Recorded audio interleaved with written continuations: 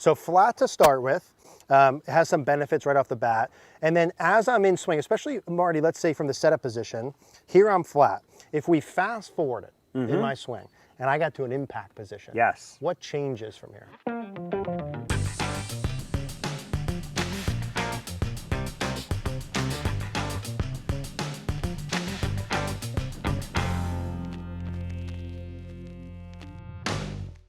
Put both hands on it. Yep. So we'll actually see the wrist bone actually move up higher and more forward, and the trail elbow move down more, putting the trail forearm and shaft on plane.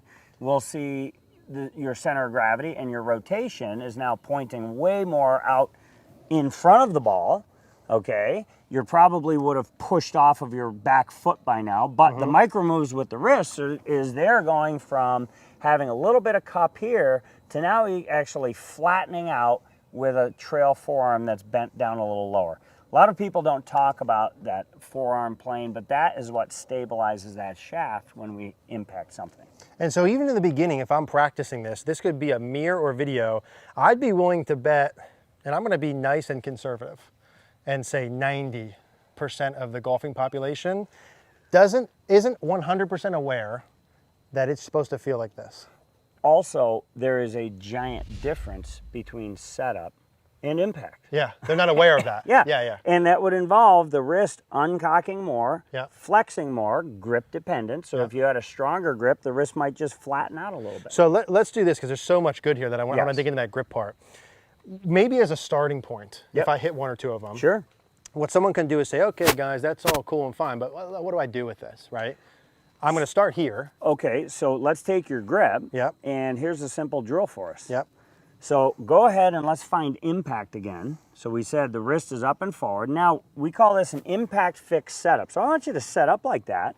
And now make a mini backswing and turn through one. Odds are we're gonna hit it somewhat solid.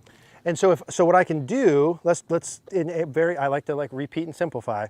If I'm in my setup position and I don't know anything about this, I'm taking my wrist and I'm going up and forward. Up and forward. To here. Which gets it to uncock more and flex more. Okay, I'd put a little more pressure onto the left side by that point. Right about here. And I'll just take a mini backswing and turn and hit it. How pure was that? Yeah. And if you're looking for, a nice penetrating shot. Eric just drilled a pitching wedge about 105 yards, launching it at about 22 degrees. And just feeling this, Marty, just getting a sense of where I'm supposed to go. I'm going to chip one here again. Just getting a sense of where I'm supposed to go. Starting there. Another soft little draw. How pure was that? And me hitting a couple of those to learn, regardless of where I am in my swing mechanics, regardless of what I have incorrect, if in the beginning of my practice session, I did 10 to 20 reps of that. Look, I tell people all the time, and we coach so many people, geez, I don't have time to practice. I'm playing 9 holes a week in league or whatever. I just tell those people, look, you don't have time to practice. Start by being at impact. Yeah, exactly. And that will simplify so many things. It's once you get your grip, not only flatten this angle, flatten the other angle too. Now, would you say because I think any golfer could benefit from posing an impact, feeling the difference, and hitting shots from there? Big time. Okay. I hope this video helped. I'm Marty Nowicki from Impact Snap, coming to you from Orlando, Florida, Mike Bender's Golf Academy with Eric Cagorno, my friend. Please hit the subscribe button down below. Click the bell notification. That way you get notified when we release more content. Leave your comments down below because that helps us to help create more content for you.